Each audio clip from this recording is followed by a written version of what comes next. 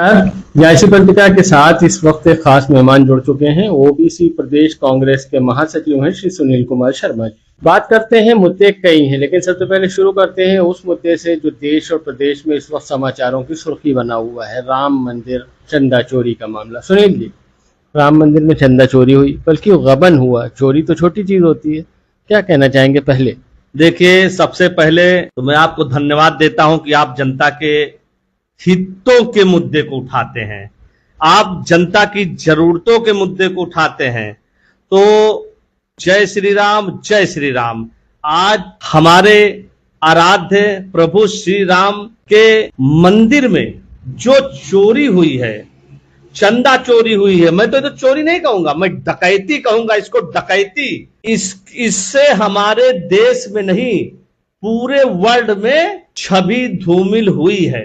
वो छवि जिसका उद्घाटन देश के प्रधानमंत्री जी ने किया हो, पूरी दुनिया के बड़े बड़े लोग जिसमें शामिल हुए हो, मगर उन बड़े लोगों में बड़े महात्मा नहीं थे, आदि शंकराचार्य नहीं थे, जिन्होंने त्याग किया, गोलियां खाई, जिन्होंने बलिदान दिया, वो उस उद्घाटन में शामिल नहीं थे। तो इससे पूरे सनातनी की, हिंदू धर्म की छवि हुई है। और मैं तो निवेदन करूंगा कि चंपत राय जी को, अनिल मिश्रा जी को, गोपाल राव जी को, जितने भी दोषी हो, वो चाहे टिन्नू यादव हो, चाहे जो यादव हो, सबको मैं तो सीधे फांसी की मांग करता हूं। सुनील जी, सरकार ने एफआईआर दर्ज की, एसआईटी जांच हो रही है, तो और क्या करना चाहिए? देखिए, अगर आप उनसे कहेंगे कि चोरों से कहेंगे कि आप चोरों की जांच करिए, तो जो अभी जो गिरफ्तार हुए हैं, जिनका नाम सामने आया है,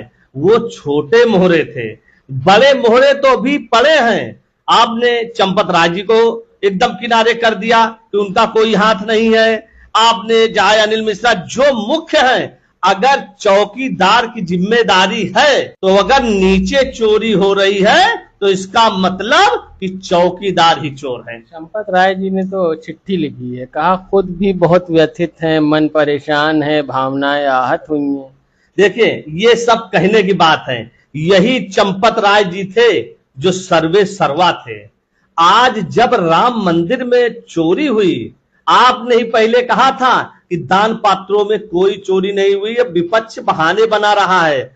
तो आज आप कैसे व्यथित हो गए? जब राम मंदिर में चोरी नहीं हुई, दान पत्रों में चोरी नहीं हुई, तो चंपत राय जी आप व्यथित कैसे हुए? भाजपा कार्यकर्ताओं की तरफ से कहा जा रहा है कि बहराइच में चोरी होती है दरगाहों पर, तब कांग्रेस चुप रहती है, राम मंदिर से उसका क्या लेना देना? देखिए, मैं आपके चैनल के माध्यम से, वो चाहे बीजेपी के कार्यकर्ता हो, चाहे संघ के कार्यकर्ता हो, चाहे आरएसएस के कार्यकर्ता हूं, मैं प्रभु श्री राम को अपना आराध्य मानता हूं।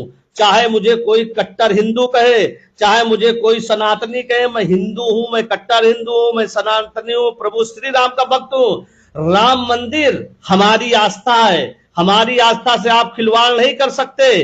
प्रभु श्री अयोध्या हमारी धर्म नगरी है, हमारा सबसे महान स्थान है। आप इतने बड़े स्थान की तुलना आप वहां बहराइच से कर रहे हैं, बहराइच की एक छोटी बाजार से तुलना कर रहे हैं। वहां के लोकल लोग उस मजार को चला रहे हैं। आज एक बहराइच की छोटी सी मजार वो हमारे राम मंदिर की बराबरी नहीं कर सकती, क्योंकि प्रभु श्री राम हमारे आराध्य हैं, हमारे ईश्वर हैं। उस मजार को वहां के लोकल लोग चला रहे हैं, और राम मंदिर को यहाँ पे उस जो कमेटी के सदस्य हैं, उसमें पूर्व आईएएस बड़े बड़े लोग चला रहे हैं, जिनको सत्ता का समर्थन भी प्राप्त है।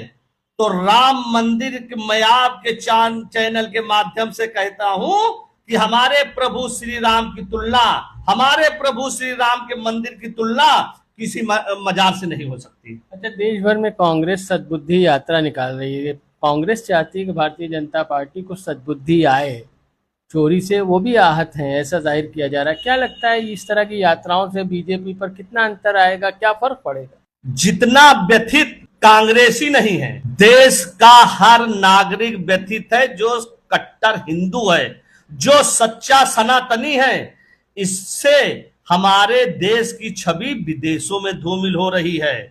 तो कांग्रेस सद्बुद्धि यात्रा निकालेगी। अभी विनय कटियार जी ने कहा, सीधे चंपत राय को घमंडी कहा, अनिल मिश्रा जी को कहा, गोपाल राव जी को कहा। तो हमसे ज्यादा तो जो बीजेपी के कट्टर हिंदू है वो व्यथित है, उनको चैनल दिखा नहीं रहे, सरकार दिखा नहीं रही है। तो कांग्रेस सद्बुद्धि यात्रा निकालेगी, कांग्रेस पूरे देश को बताएगी, घर घर बताएगी, गांव गांव बताएगी, बूथ बूथ बताएगी कि प्रभु श्री राम की आस्था के साथ खिलवाड़ हुआ है। अच्छा सुनील जी, पहले कांग्रेस कहती थी, अभी भी कहती है कि मीडिया बिका हुआ है, वो कांग्रेस की खबरें नहीं दिखाता, बीजेपी के खिलाफ नहीं बोलता। तो चंदा चोरी दिखाई जा रही है, अब आपकी शिकायत दूर हुई? भाई कितना आप दबाएंगे, मीडिया कितना दबाएगी? अगर आज देश को बर्बाद होने में अगर हो रहा है तो मैं सारी मीडिया को नहीं कहूंगा, आप जैसे ईमानदार पत्रकार हैं, बहुत सारे ईमानदार पत्रकार हैं, देश की बहुत सारी मीडिया पत्रकार है, मगर मैं ये दावे के साथ कहता हूं कि 70% मीडिया के लोग सच्चाई नहीं दिखाते, समस्याओं को नहीं दिखाते।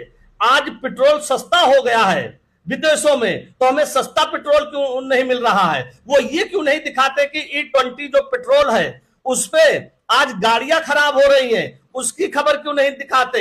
पेपर लीक हो रहे हैं, उसकी खबर नहीं क्यों नहीं दिखाते? अच्छा सुनील जी, बात रोकते हो खबर क्यों नहीं दिखाते? जल्दी हम बात कर लें।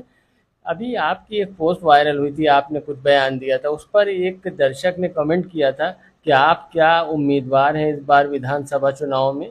उस पर बात कर लेते हैं। 2027 में क्या वाकई कुछ उम्मीद है? देखिए, इस बार का 2027 का चुनाव बदलाव का चुनाव होगा। इस बार सत्ता जाएगी, झूठों की सत्ता जाएगी, मक्कारों की सत्ता जाएगी।